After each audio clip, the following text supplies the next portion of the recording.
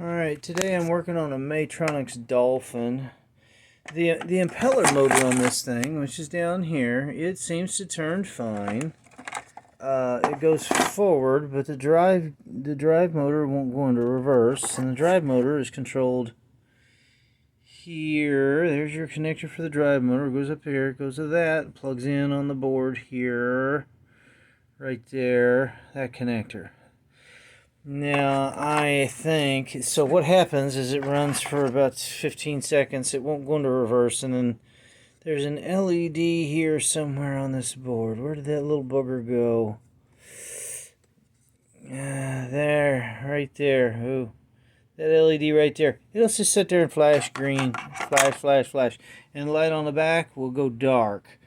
I think this is our problem here. So they needed to put a slug in here. They've got a slug right here on the main going in to eliminate all the harmonics that get generated in this 50-foot cable, right? You get stuff coming in there, and all these unwanted spikes and noise and stuff in that cable get into the micro here.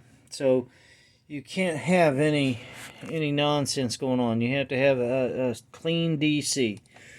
So they put a slug on here, which is basically just a ferrite bead with a power cable wrapped around it, and that eliminates a lot of the noise. We'll go into the impeller motor. They've got another one, so they must have had some trouble here. So we're going to cut that connector off. We're going to cut this connector off, go into the impeller motor, and we're just going to solder and heat shrink that, and then that'll plug into the board down there. Maybe, just maybe, that will fix our problem. Stay tuned here. I'll let you know. Here we go. Alright, so it seems to be working now. I didn't plug in the little blue light, but I'm sure it's flashing. But that connector right there, I'm going to shut it off. Everything seems to be working grand. We're going forwards, we're going backwards. We're still running. Let's see, yeah, it's doing what it's supposed to now. So I'm going to turn this off. There we go. Okay, so that was our problem. Was this connection right here. It was probably causing high resistance to this motor right here. They put a pigtail between this motor, the impeller motor, and the control board to put this slug in there, because obviously they were getting noise, probably from the motor, interrupting the microprocessor. So they put this slug in here to eliminate that noise, and that was an afterthought. That wasn't there before. This connector just plugged straight into the board. So then when they started getting noise, they were like, "Oh, we got crap coming in on our DC, interfering with our microprocessor. So we need to put a slug in here to quiet this line down that's driving the motor."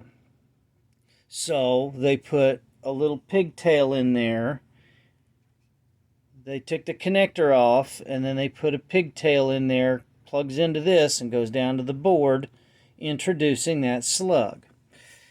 So the high resistance connection that was created was interfering with the controls for the impeller motor, telling the microprocessor that the impeller motor wasn't working, causing a failure and shutting the whole thing down. So that little connection right there caused all of our problems. So what I did was just took some heat shrink, soldered the lines together. Where are we here? That right there. Heat shrink and solder, put everything together, kept the slug in there because I know it's going to cause a problem if I eliminate that. They had a problem to begin with. They upgraded the design, and there we have it. So that's fixed my whole thing. If your impeller motor's running and your deal's going into fault, take a look at that circuit right there coming from the impeller motor with a little pigtail on it. That might be your problem. I'm not going to say it is, but that was definitely my issue. All right, I hope this helped. Have a good day.